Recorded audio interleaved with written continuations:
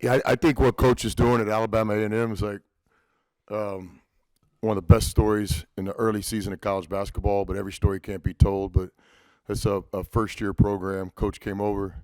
Majority of his team is new. They're off to a great start this season. So a lot of respect for him. Back-to-back years we played his teams. Played him at Grambling last year. So we know we'd be in for a dogfight tonight. In my opinion, that's a team that can really be competitive and maybe win their conference and make the NCAA tournament. So tonight, we had point guard play.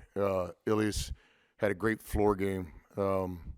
8 assists, 1 turnover. Could have easily been 10, 11 assists if guys make shots at the percentage we expect.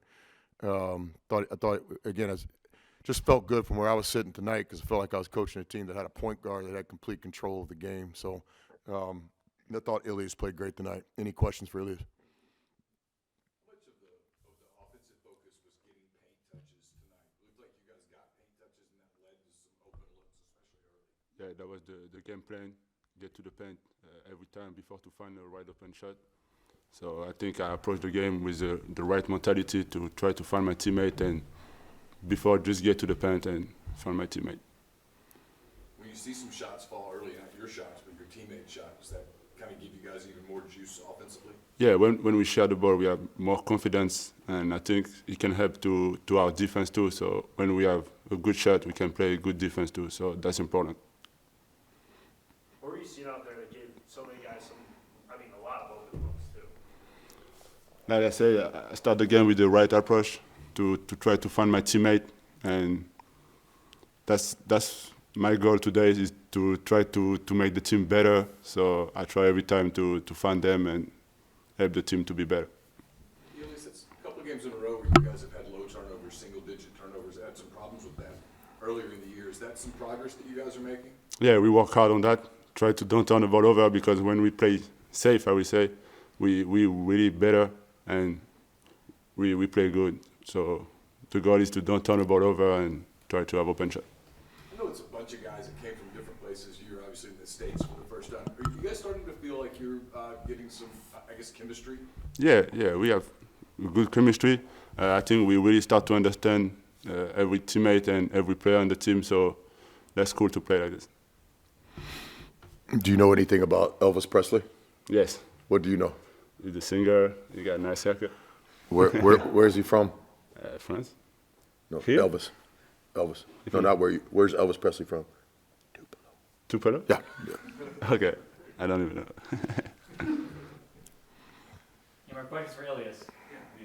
Just only having the one turnover, but 8 assists. How do you balance trying to keep, try to put guys in good positions? You're talking about, getting involved with your teammates, but how do you balance that versus also not turning the ball over? I just try to make the right play. So just try to fix the defense and make the right play. All right, thanks, Ilias. Good job, bud.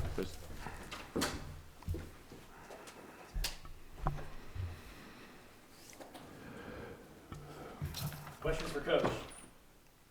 Chris, it kind of felt like at least early you kind of shortened your rotation a little bit. Are you starting to you've been talking about how you don't really have a rotation. You starting to feel comfortable like you're starting to develop one? No, work in progress. I thought Ilias was playing great tonight. Still have a lot of confidence in Klafke. It's just hard to play 10 or 11 guys. I appreciated Klafke's approach at the end of the game. Came in, made a defensive play, had a poise in the press breaker. So, we got a lot of competition in practice. We haven't had enough players separate through game production. So we're searching. It's not an ideal position to be in as a coach right now or a player, I'm sure. So we're just being very transparent with the guys and making sure that everybody understands, practice is valuable. It's important. Game production when you get in the game is important. But no, the example tonight, would be Klafke's going to be a big part of our season moving forward. I appreciated his approach tonight. I asked Ilias about the turnovers. You guys, it was a problem earlier in the season. It's a couple of games in a row, I think. 8 both nights, is that right? You're pretty pleased with, I'm guessing? Yeah, I'd have to go back and look at it. The St. John's game, 20 turnovers. A lot of that has to do with who's coaching that team and the talent on their roster. But certainly 20 is way too many. I think for the most part, it's been a part of our identity to take care of the ball. And tonight we needed it most. I mean, we obviously won this game tonight with our offense. When you shoot 50, 40, if we make free throws like we should, it's an 85, 90-point game for us. Thought our defense was really good in the first half and really poor in the second half. But give the opponent a lot of credit. Again, it's a well-coached team. They were just driving right at us early. They got in the bonus early. Once they get in the bonus, our defense changes a little bit. They were able to get some threes. So, but tonight, our defense in the first half, lots to learn from through positive play, lots to try to correct through negative plays in the second half. Coach, Malik finished with 27, and it felt like a lot of his points were off jump shots. What do you like about his skill set that he can also score down low but really expand it to three-point? Yeah, I think I don't know if it was their game plan or what, but Dia can shoot the ball, so he gets a couple of wide open threes early. I think the basket got big for him. We want Dia shooting those shots at the right time, the right situation. He's a good shooter. I thought he was aggressive going to the basket tonight too. At halftime he has 0 rebounds, so I don't know if he's trying to break a world record. First guy in college basketball to score 40 points and have 0 rebounds, but consistent to who Malik is. He took the information, watched a couple clips at halftime, and I think he had 7 rebounds in the second half. So, look, nobody wants to win more than Malik. There's some of us that want to win as much as Malik does, so his heart's in the right place. He's just got to continue to play. But he played good tonight. He thought he didn't force much. Jump shot was good to him tonight. He was dialed in, he was vocal all game long. So this was a good game for Malik Dia.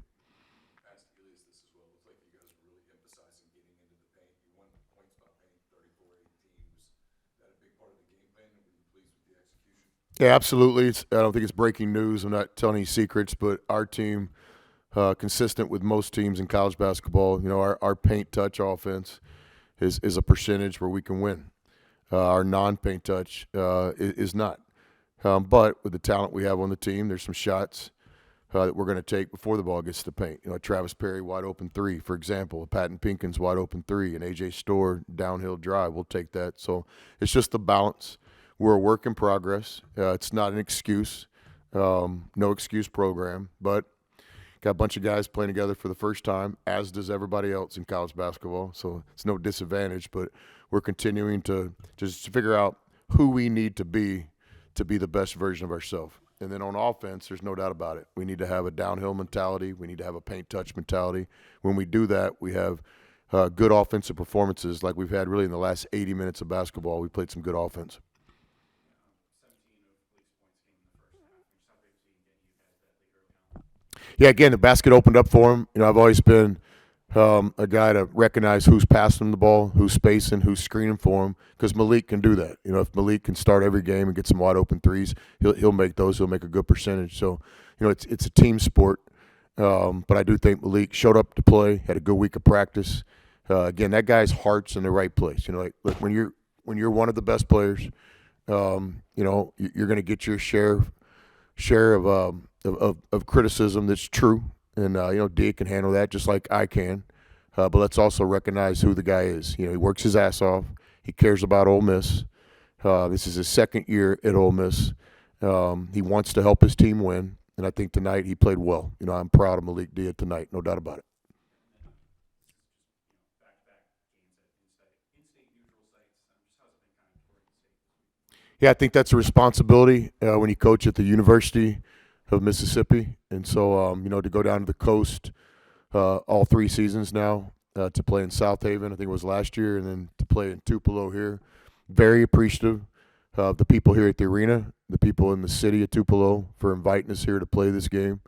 My vision, and I think Keith shares this. I don't want to speak for Keith, but I think these games make a lot of sense. We have alumni, we have donors, we have fans in different parts of the state that can't always get to Oxford every season. So, yes, I think it's a plan of our program moving forward that we want to play basketball in the state of Mississippi where our fans can see us.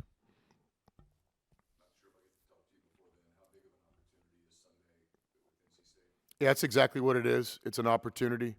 Again, we're playing a really good team, a team that has NCAA tournament aspirations, a team with a good coach and good players, and we're playing them basically on their home floor. So it's an opportunity. I would compare this game to what the SEC is going to be like in the 18-round fight we have coming up here after the new year.